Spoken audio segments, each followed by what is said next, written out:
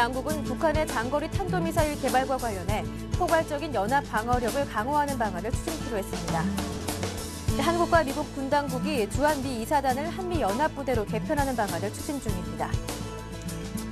내년부터는 대형 어선이 연안에서 어업 활동을 하지 못하게 됩니다. 소비자 물가에 큰 영향을 미치는 수입 물가가 2개월 연속 떨어져 국내 물가에 청신호가 켜졌습니다. 시청자 여러분 안녕하십니까? 센 경제 현장의 김보람입니다. 코스피가 사흘 만에 약보합으로 떨어졌습니다. 주말에 있을 그리스 총선을 앞두고 결과를 확인하고 가자는 심리가 짙은 것으로 분석되는데요. 오늘 마감 시황은 김종성 기자에게 들어보겠습니다. 안녕하세요. 안녕하세요. 오늘 코스피가 다시 1860선을 내줬습니다. 자세한 마감 시황 전해주시죠. 네, 오늘 코스피 지수는 전날보다 13.32포인트, 0.71% 하락한 1858.16에 거래를 마쳤습니다. 그리스 총선과 G20 정상회의, 미국 연방공개시장위원회 회의 등 주요 이벤트를 앞두고 관망세가 이어진 가운데 외국인이 사흘 만에 순매도에 나서며 지수 하락을 이끌었습니다. 오늘 기관이 2,293억 원어치를 사들이며 지수 방어에 나선 반면 외국인이 2,431억 원 순매도를 기록했고 장 초반 매수에 나섰던 개인이 장중 매도로 돌아서며 997억 원어치를 팔았습니다. 프로그램 매매는 3,922억 원 매수위를 기록했습니다. 업종별로는 전기전자가 2.88% 하락했고 의료정밀, 음식료품, 보험료 등도 1에서 2% 하락세를 보였습니다. 반면 건설업, 의약품, 운수창고, 비금속 광물 등은 비교적 선방했습니다. 시가총액 상위 종목 중에는 삼성전자가 외국인의 매도세에 3.49% 내려 이틀 연속 하락세를 기록했고 우리금융의 지분 매각 결정 소식에 SK하이닉스가 2.09% 내렸습니다. 이 밖에 대우건설, 현대건설, 현대산업 등 건설주들이 해외 수주 소식에 이틀 연속 동반 강세를 보였고 STX가 해저 건설 특수선 건조 계약을 수주했다는 소식에 4.12% 오르기도 했습니다. 네, 유럽 재정위기와 또 글로벌 경기 침체로 증시가 흔들리자 기업 공개 시장도 얼어붙고 있다고 하는데요. 결국 현대오일뱅크도 연내 증시 상장 계획을 포기했네요. 네, 그렇습니다. 금융투자업계에 따르면 현대오일뱅크는 상장 주관사인 우리투자증권에 IPO 철회를 요청했는데요. 현대오일뱅크 측은 유럽 재정위기 확산과 국내외 경기 침체로 증시가 하락하는 등 제반 여건이 불투명하다는 판단에서 IPO 계획을 일단 백지화하기로 결정했다고 밝혔습니다. 현대오일뱅크는 유럽 위기 외에도 이란산 석유 수입 금지 조치에 따른 부정적 영향과 최근 유가 하락으로 정제 마진 하락이 이어지면서 잇따른 악재로 어려운 상황을 맞고 있습니다. 현대오일뱅크는 앞으로 기업 가치를 제대로 평가받을 수 있는 시기를 선택해 IPO를 다시 추진한다는 보관이지만 최근 글로벌 위기가 좀처럼 수그러들지 않고 있어 언제 상장 작업이 재개될지 장담하기 어려운 상황입니다. 네, 현대오일뱅크 외에도 그동안 상장을 준비하던 다른 기업들도 증시 상황이 나빠지면서 상장 계획을 속속 미루고 있다고요? 네, 그렇습니다. 상장을 준비하던 기업들은 지금 상황에선 제대로 기업 가치를 평가받을 수 없다는 이유로 상장을 기피하고 있는데요. 국내 IPO 시장이 장기 침체에 빠질 수 있다는 분석도 나오고 있습니다. 한국거래소에 따르면 올 들어 국내 증시에 상장한 장외기업은 단 9곳에 불과했는데요. 지난해 총 66개사가 국내 증시에 입성했다는 점을 감안할 때 올해 절반 가까이 지난 지금 신규 상장 기업이 크게 줄어든 모습을 확인할 수 있습니다.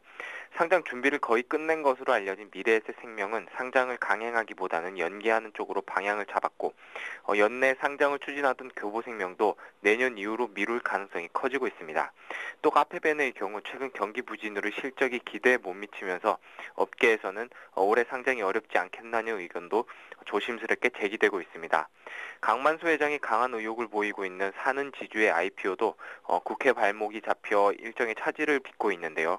산은지주가 IPO를 하려면 자회사 산업은행의 해외 발행 채권에 대해 정부가 지급 보증을 해야 하지만 국회 동의 절차가 늦어지고 있기 때문입니다. 한 증권사의 IPO 관계자는 유럽 재정위기 우려가 커지면서 국내 증시가 크게 흔들림에 따라 기업 가치를 제대로 평가받을 수 없다는 생각에 기업들이 상장을 늦추는 쪽으로 방향을 잡고 있다고 말했는데요. 한편 또 다른 증권사 관계자는 글로벌 위기가 증폭되면서 올 들어 IPO 건수가 고작 9건에 그치고 있고 이 같은 상황이 하반기에도 나아진다는 보장이 없어 올해 IPO 시장은 사상 최악의 침체를 기록할 가능성이 크다고 전망하기도 했습니다. 지금까지 증시 관련 소식 김종성 기자에게 들어봤습니다. 도움 말씀 고맙습니다. 고맙습니다.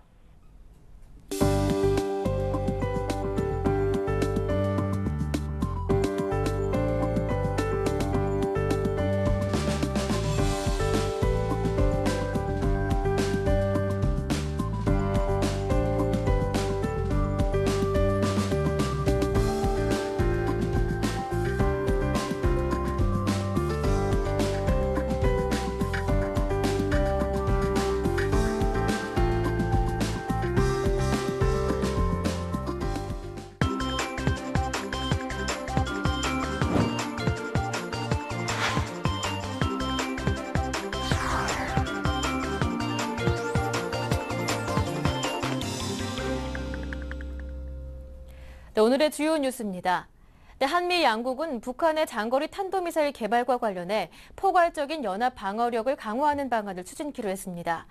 양국은 미 국무부 청사에서 제2차 외교 국방장관 회담을 열고 북한의 미사일 능력에 대응해 미사일 위협에 대한 포괄적인 연합 방어 태세를 강화하는 방안을 모색키로 했다고 밝혔습니다. 이에 따라 한국군의 탄도미사일 사거리 연장 문제가 본격적으로 논의될 것으로 보입니다. 리언 페네타 미국 국방부 장관도 회담 직후 열린 기자회견에서 사거리 연장 문제를 한국 정부와 협상 중이며 협의가 꽤 진전된 상태라고 말했습니다. 네, 한국과 미국 군 당국이 주한미 2사단을 한미연합부대로 개편하는 방안을 추진 중입니다. 군 고위 소식통은 한국 육군과 미국 육군이 주한미 2사단을 현재 한미연합사령부와 같은 부대로 만드는 방안을 심도 있게 협의하고 있다고 밝혔습니다. 동두천과 의정부에 있는 미 2사단이 연합부대로 개편되면 한미동맹의 상징성뿐 아니라 북한에 대한 강력한 억제 의지를 보여주는 효과가 있을 것으로 보입니다. 한미 군 당국은 오는 2015년으로 예정된 전시작전 통제권 한국군 이항에 따라 새로운 연합 방위체제를 논의하는 과정에서 이 같은 재편에 공감한 것으로 알려졌습니다. 내년부터는 대형 어선이 연안에서 어업 활동을 하지 못하게 됩니다. 영세 어민들에 대한 생계 위협을 차단하고 연안 수자원을 보호하려는 조치입니다. 농림수산식품부는 육지에서 11km에서 22km 이내의 연안에서 대형 어선의 조업을 제한하는 내용의 조업 금지 구역 조정안을 마련했다고 밝혔습니다. 조정안에 따르면 자망, 근해통발, 장어통발 등 6개 어업에 조업금지구역이 신설되고 동해 구중형 저인망 등 4개 어업에는 조업구역이 재조정됩니다. 영세 어민들은 그동안 수자원을 남획하고 어장을 선점한 대형 어선 때문에 생계난을 겪고 있다며 조업구역 분리를 강력하게 요구해왔습니다. 소비자 물가에 큰 영향을 미치는 수입 물가가 2개월 연속 떨어져 국내 물가의 청신호가 켜졌습니다.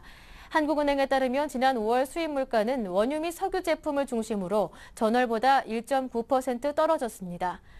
한국은행은 현재로서는 수입 물가가 하락세를 보이는 상황이라며 국제 원자재 가격 하락이 수입 물가를 떨어뜨리고 있는 것으로 보인다고 설명했습니다. 우리나라의 5월 수출이 작년 같은 달보다 0.59% 감소해 3개월 연속 줄었습니다. 관세청에 따르면 지난달 수출 471억 달러, 수입 448억 달러로 22억 6천만 달러의 무역수지 흑차를 기록했습니다.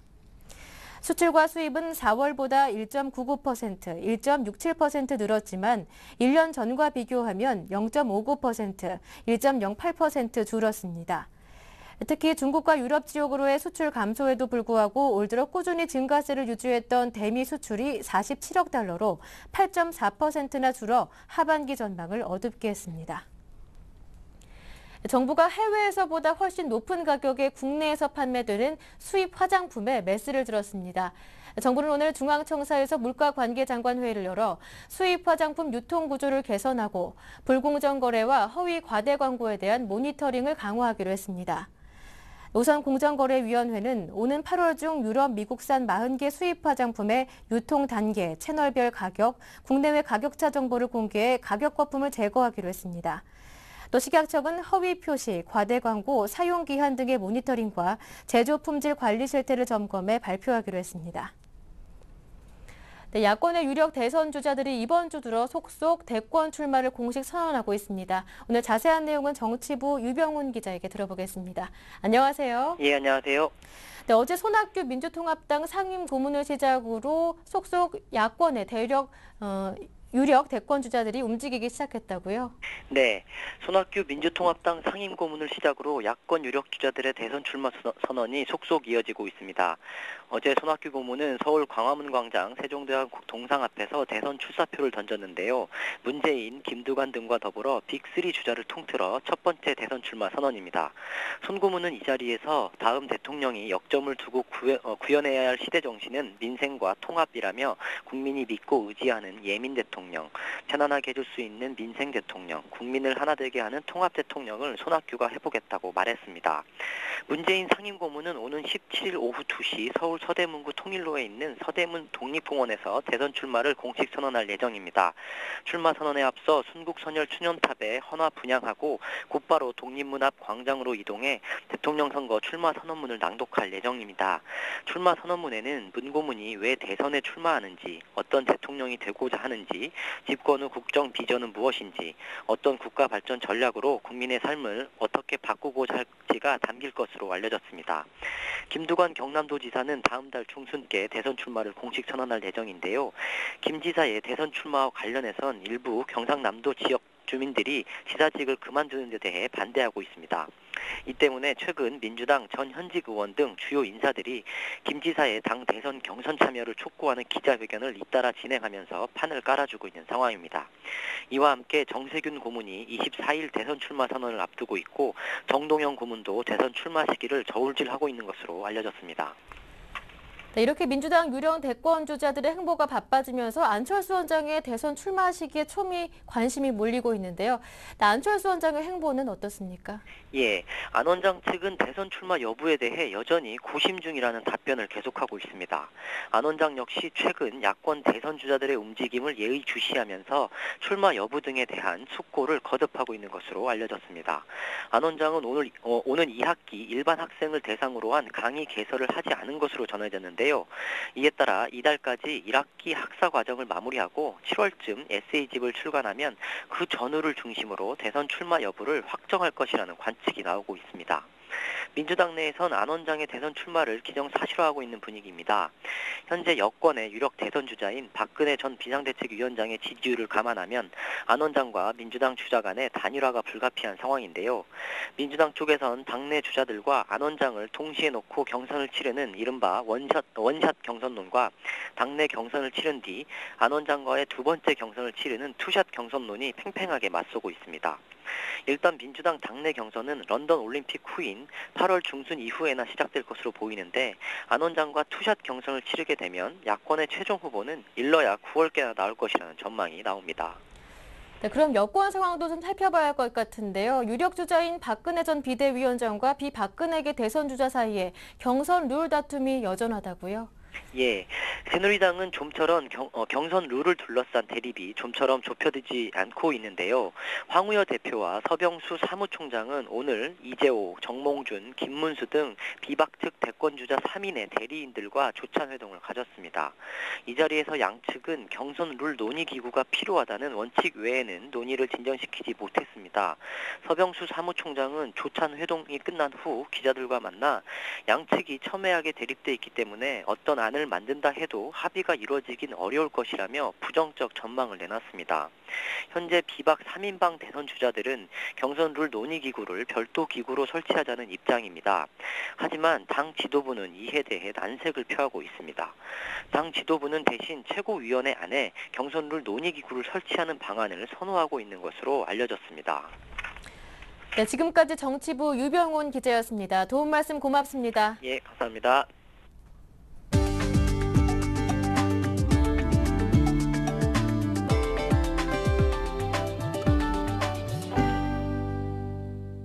STX OSB가 오션 인스톨사와 솔스타드 오프쇼어사 컨소시엄으로부터 해양건설 특수선 한 척을 2,700억 원에 수주했습니다.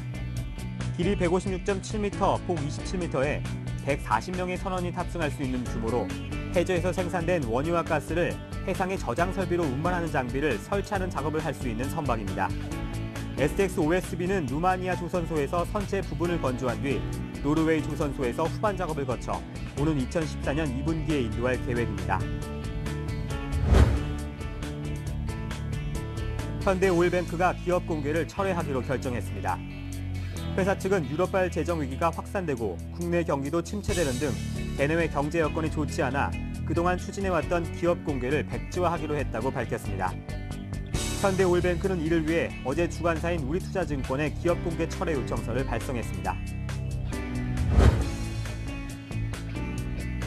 KT는 15일 한국콘텐츠진흥원과 2012년 차세대 콘텐츠 동반성장 지원 사업에 참여한다고 밝혔습니다. 이번 지원 사업은 전자도서관, 양방향 방송 플랫폼 고도화, 금융정보, 만화 콘텐츠 애플리케이션 개발 등으로 중소기업들과 함께 내년 말까지 진행됩니다. 인터파크는 커피 관련 제품을 한데 묶어 판매하는 커피 전문몰 더 커피를 오픈했습니다. 생두, 원두, 인스턴트 커피, 머신 용품 등으로 카테고리를 나누고 홀빈, 분쇄, 캡슐, 파드와 같은 다양한 타입을 제안하는 등 취향에 맞는 커피를 고를 수 있도록 했습니다. 특히 매주 수요일을 커피 볶는 날로 지정해 갓볶은 원두를 특가에 판매할 계획입니다. 네, 오늘 센 경제 현장은 여기까지입니다. 함께해 주신 여러분 고맙습니다.